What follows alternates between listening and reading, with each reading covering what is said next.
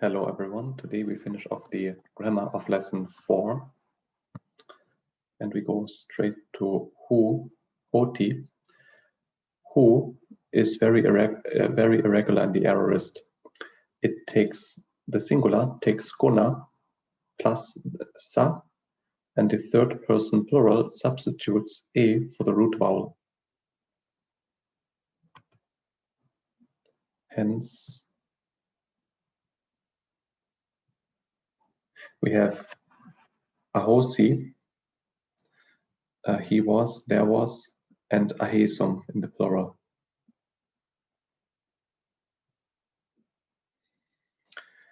The root bu is seen in the aorist only with prefixes when it usually follows the above inflection, bosi, etc.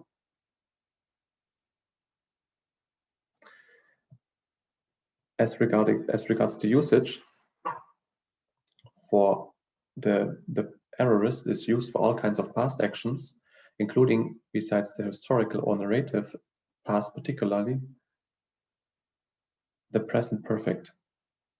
Sorry, one more time. The aorist is used for all kinds of past actions, including, besides the historical and the narrative past, particularly the present perfect. For example, the sesim, I have taught. When more precise demarcations of time relations are needed, participles are used in conjunction with the main verb. Regarding the forms, the second person plural and the first person plural are not so often, which means here in this case, in case of who, ahuvata and ahumha, they are not so common. But the third person singular and the third person plural, they are extremely common. So ahosi and ahesum. This isn't just restricted to the aorist, but not just to ahosi and to ahesum, to who, but also to other forms of aorist.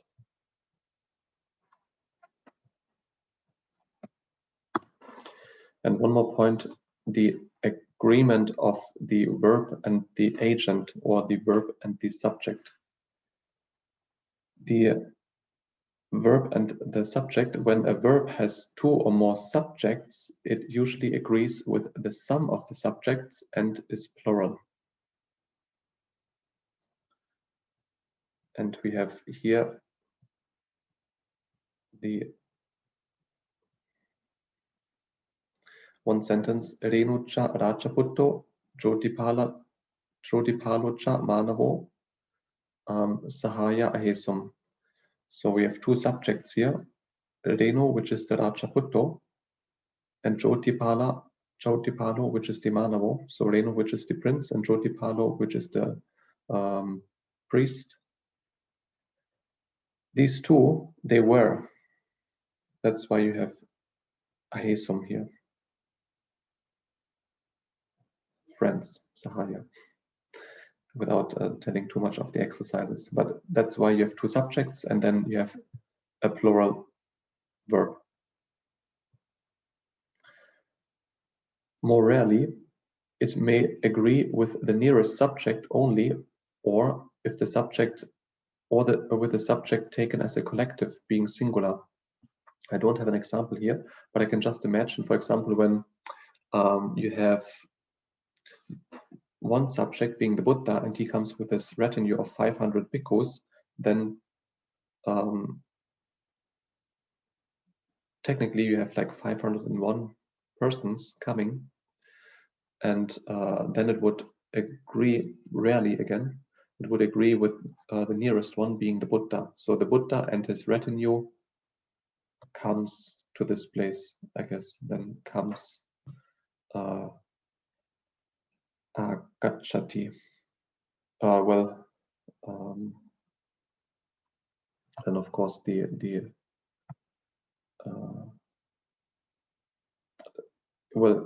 is not just restricted to the aorist, but in general, this is how I understand it.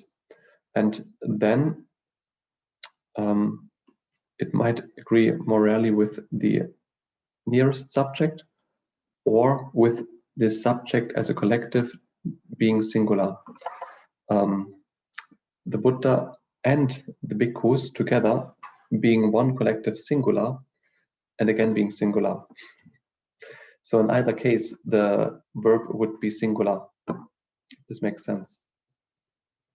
But this is the rarer case. More frequent, the verb would be plural. If persons conflict, meaning if you have, regardless of what we discussed in the class, I just reread the section a couple more times. If persons conflict, meaning you have like one singular subject and a plural subject together, for example, one Buddha and 500 bhikkhus together, the second, and then we have to provide case, takes precedence over the third case and the first case over both. Meaning the second case here, the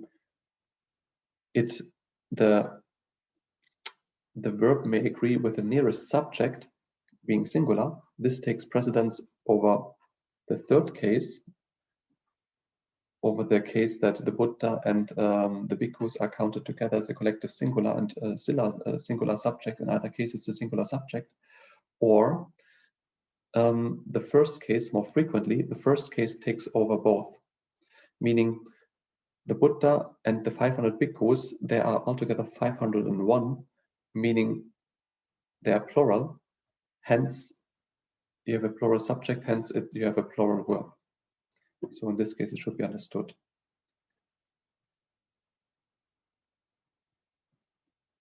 Vocabulary. We have a few nipatas, a few indeclinables. Atta, then. Attako, combined, mean then or moreover or rather. Itta, here. Ko, indeed, slight emphasis. Cha, and, always follows the word it connects or the first word of a phrase it connects, called therefore an enclitic or post-positive. Hence, it cannot stand by itself at the beginning of a sentence. Very often repeated after each connected word,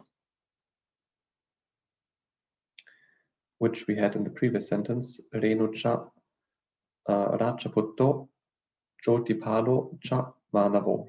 So it can be also after each sentence, after each item be repeated.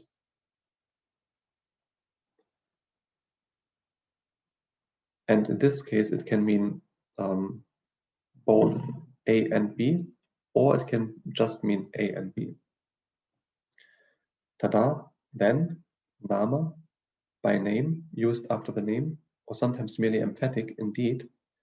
Bhutapupang, formerly, once upon a time.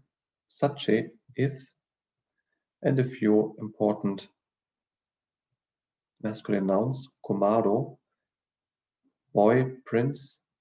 Purohito, high priest, or approximately the prime minister, the priest who was the chief advisor to the king who was instructing Anusasati, him in both secular matters and religious duties. Manavo, boy or young priest. Rajaputto, the prince.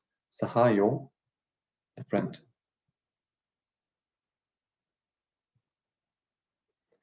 I wish everybody a happy and healthy new year. And until next time, Punadasanaya, Tava Bhavaya, Subham Mangalam.